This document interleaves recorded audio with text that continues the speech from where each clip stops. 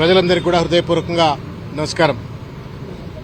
ఈరోజు గౌరవనీయులు BRS party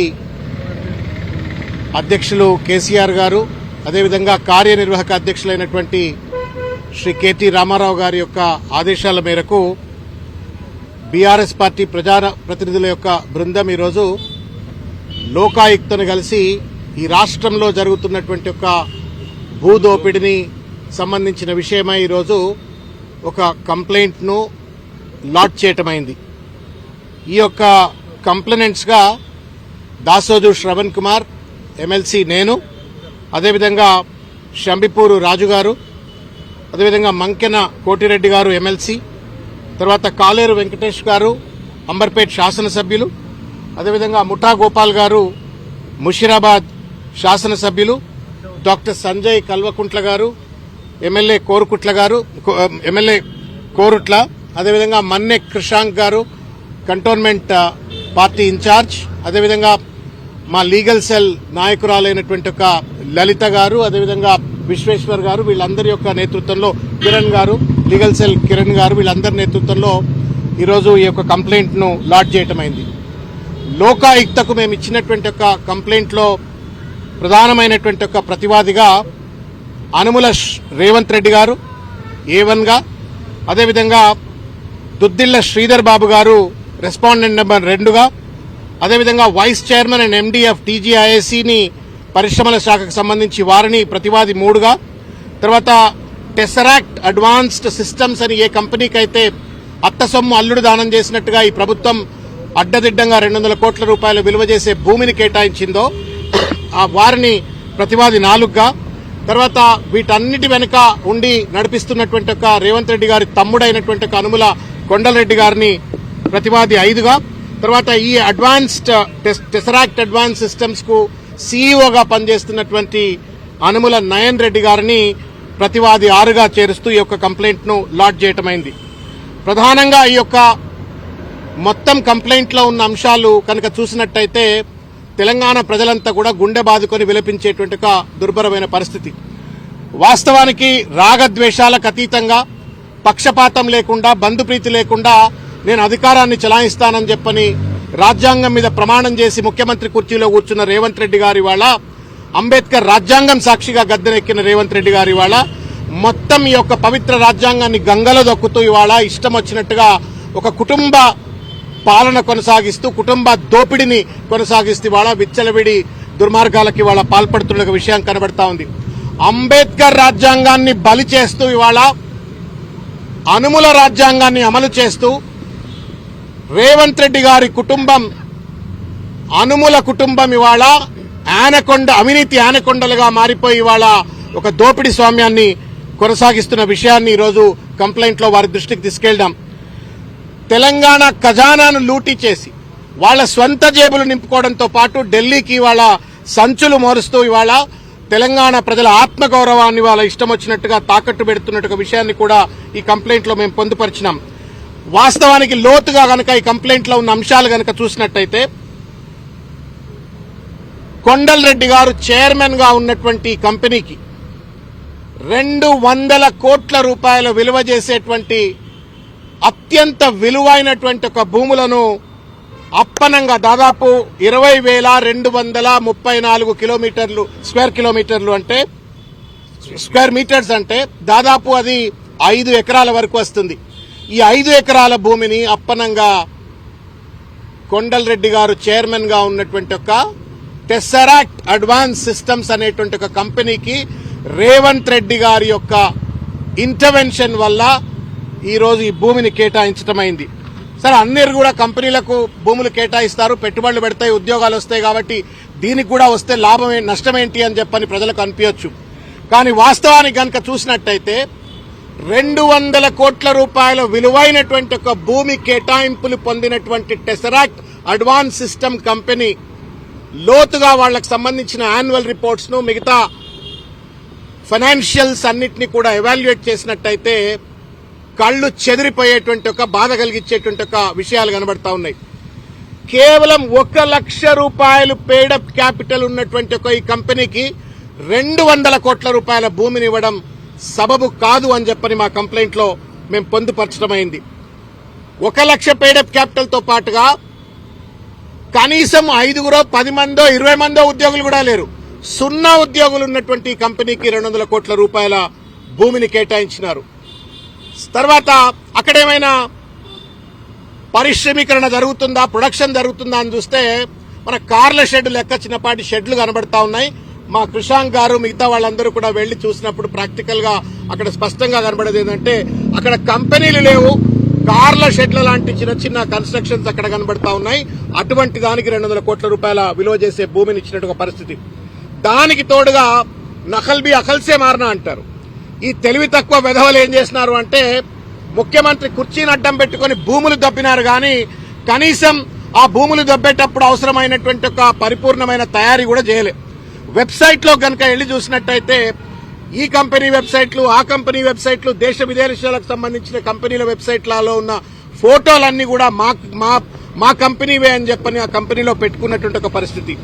నేను ఇంతకుముందు చెప్పినట్టుగా ఈ కంపెనీ సీఈఓ కొండలరెడ్డి గారి యొక్క కొడుకు నయన్ రెడ్డి గారు, ఈ కంపెనీ చైర్మన్ ముఖ్యమంత్రి గారి తమ్ముడు కొండలరెడ్డి గారు. ఇది వాస్తవం. అంటే ఒక బంధు ప్రీతితో, పక్షపాత వైఖరితో, కనీస ఎలిజిబిలిటీ లేనటువంటి ఒక దుర్మార్గమైనటువంటి ఒక చిన్నపాటి కార్ల షెడ్ లాంటి కంపెనీకి కేవలం అత్తసొమ్ము అల్లుడు దానం చేసినట్టుగా రేవంత్ రెడ్డి గారి తమ్ముడు కాబట్టి 200 కోట్ల రూపాయలు అది శ్రీధర్ బాబు గారు కేటాయించిండ్రా, ఇండస్ట్రీస్ డిపార్ట్మెంట్ సంబంధించిన TGIIC కేటాయించిందా, మొత్తానికి మాత్రం ఈ భూములు కేటాయించడం అవుతుందో ఇది ముమ్మాటికి నేరం అనేటువంటి ఒక విషయాన్ని మేము వారి దృష్టికి తీసుకుపోయినాం. గమ్మత్ ఏందా అంటే ఇగో ఇది ఈ కంపెనీ అడ్రస్ వచ్చేసి పటాన్ చెరువులో ఉన్నటువంటి ఒక చిన్న ఫ్లాట్ లో కంపెనీ రిజిస్టర్డ్ ఆఫీస్ అక్కడ కనబడతా ఉంది. కంపెనీకి ఒక పెద్ద ప్రామాణికత కలిగిన రిజిస్టర్ ఆఫీసు లేదు. పెయిడప్ క్యాపిటల్ కేవలం 1 లక్ష రూపాయలే. 0 ఉద్యోగులే. 200 కోట్ల రూపాయల విలువ చేసే భూమి. మరి వీళ్ళు చేసే డిఫెన్స్ తయారీ ఏందా అంటే కార్ల షెడ్ల లెక్క చిన్నపాటి కార్ల షెడ్లు ఉంది. ఇది దోపిడీ కాదా అని చెప్పని వాళ్ళ ప్రభుత్వాన్ని మేము అడుగుతా ఉన్నాం. మేము లోకాయుక్త గారికి రిప్రజెంటేషన్ ఇచ్చినాము.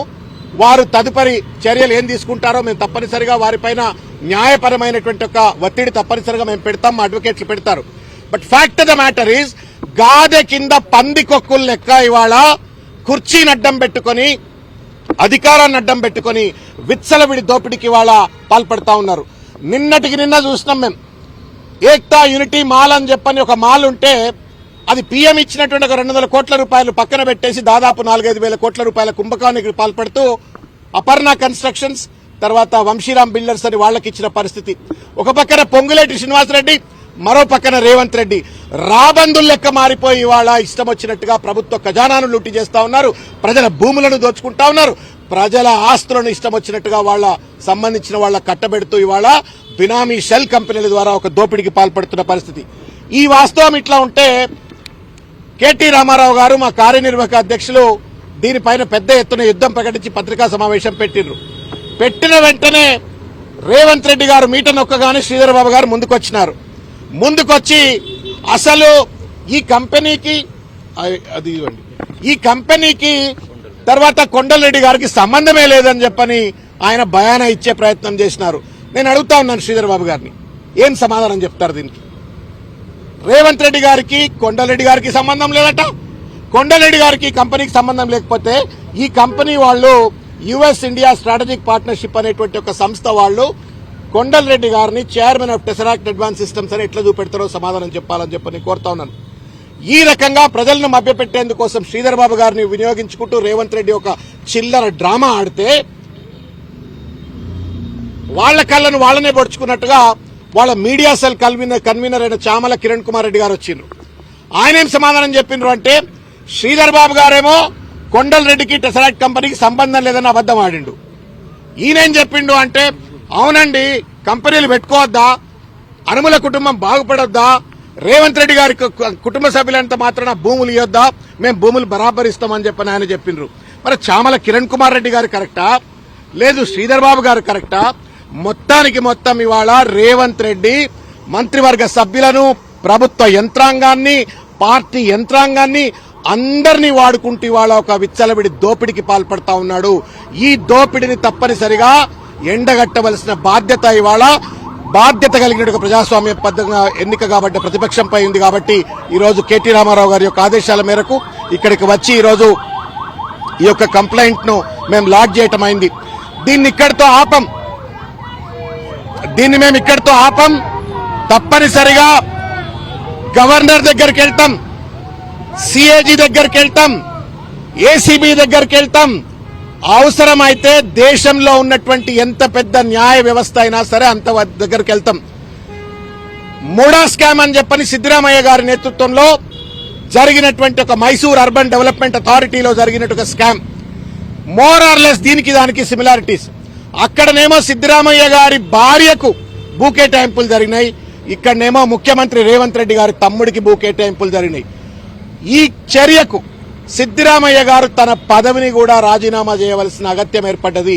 కానీ రేవంత్ రెడ్డి మాత్రం దున్నపోతు మీద నీళ్లు పడ్డట్టు వ్యవహరిస్తూ ఇవాళ అధికారాన్ని వాడుకుంటూ ఇవాళ విచ్చలవిడిగా వ్యవస్థలను వాడుకుంటూ ఇవాళ భూములు దొబ్బుతా ఉన్నాడు, డబ్బులు దండుకుంటా ఉన్నారు.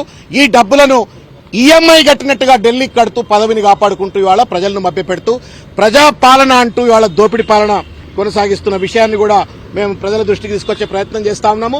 మొత్తానికి ఇది మొత్తం రేవంత్ రెడ్డి బినామీ వ్యవహారం. రేవంత్ రెడ్డి బినామీ వ్యవహారం. కంపెనీ అఫీషియల్ ఆర్సీఏ రికార్డ్స్ లో చైర్మన్ గా కొండలరెడ్డి గారి పేరు ఉండదు. కానీ కొండలరెడ్డి గారు మాత్రం తన లింక్డ్ఇన్ ప్రొఫైల్స్ లో గాని, ఇంతకుముందు నేను చెప్పినట్టుగా అమెరికన్ సంస్థకు సంబంధించిన వాళ్ళ ప్రొఫైల్స్ లో గాని టెసరాక్ట్ చైర్మన్ అని చెప్పని ఆయనేమో క్లెయిమ్ చేసుకుంటూ ఉంటాడు. అంటే ఇదంతా ఏంటి అంటే రేవంత్ రెడ్డి కనుసన్నల్లో నడుస్తున్నటువంటి ఒక షెల్ కంపెనీ, బినామీ కంపెనీకి తమ్ముడి పేరును అడ్డం పెట్టుకుని ఆయన ఇష్టం వచ్చినట్టుగా భూములు కేటాయించినట్టుగా ఇవాళ స్పష్టంగా కనబడతా ఉంది. ఇది నయన్ రెడ్డి గారు, చిన్న అబ్బాయి, సీఈఓ. ఆఖరికి రేవంత్ రెడ్డి తమ్ముడిని వదిలిపెట్టలే, తమ్ముని కొడుకుని కూడా వదిలిపెట్టలే. అవినీతికి కాదేది అనర్హం అన్నట్టుగా దోచుక తింటందుకు, దొబ్బి తింటందుకు కోసం, ప్రజల సొమ్ము దొబ్బి తింటందుకు కోసం ఈ పిల్లగాడిని కూడా సీఈఓగా పెట్టి కంపెనీకి సీఈఓగా పెట్టిండు. నేను అడుగుతా ఉన్నాను ఇవాళ, నయన్ రెడ్డి కొండలరెడ్డి కొడుకేనా? కొడుకే కదా. ఆ అబ్బాయి సీఈఓ కదా. మళ్ళీ మాకు కంపెనీకి సంబంధం లేదని చెప్పని సిగ్గు లేకుండా ఇవాళ శ్రీధర్ బాబు గారితో ఎట్లా చెప్పిస్తారు? ఎట్లా మీరు ఇవాళ ప్రజలను మభ్యపెట్టే ప్రయత్నం చేస్తారని చెప్పని వాళ్ళు అడుగుతా ఉన్నాము. మొత్తం మీద ఇవి భారత రాజ్యాంగాన్ని ఉల్లంఘించినారు, సుప్రీంకోర్టు గతంలో ఇచ్చినటువంటి అనేక తీర్పులను ఉల్లంఘించినారు. కాబట్టి స్పష్టంగా బీఆర్ఎస్ పార్టీ పక్షాన మేము ముఖ్యమంత్రి గారి పైన కూడా సమగ్రమైనటువంటి ఒక విచారణ చేపట్టాలా ఈ మొత్తం వ్యవహారం పైన అని చెప్పని, అదేవిధంగా శ్రీధర్ బాబు గారు ఏదైతే టెసరాక్ట్ కంపెనీకి కొండలరెడ్డి గారికి సంబంధం లేదని చెప్పని వారు చెప్పినారో వారిపైన కూడా విచారణ జరపాలని చెప్పని డిమాండ్ చేయటమైంది. దాంతో పాటుగా ఈ టెసరాక్ట్ కంపెనీకి సంబంధించిన రికార్డులన్నీ కూడా లోకాయుక్త జప్తు చేయాలని చెప్పని, దాని తర్వాత ఏసీబీ క్రిమినల్ విచారణ కూడా చేపట్టాలని చెప్పని మా యొక్క పూర్తి వినతి పత్రంలో మేము పేర్కొనడమైంది. మండేనో ట్యూస్డేనో మళ్ళా నోటీస్ ఇస్తామని చెప్పినారు. దానికి అనుగుణంగా మేము తప్పనిసరిగా మా అడ్వకేట్లు వచ్చి దాన్ని డిఫెండ్ చేస్తారు. ధన్యవాదాలు.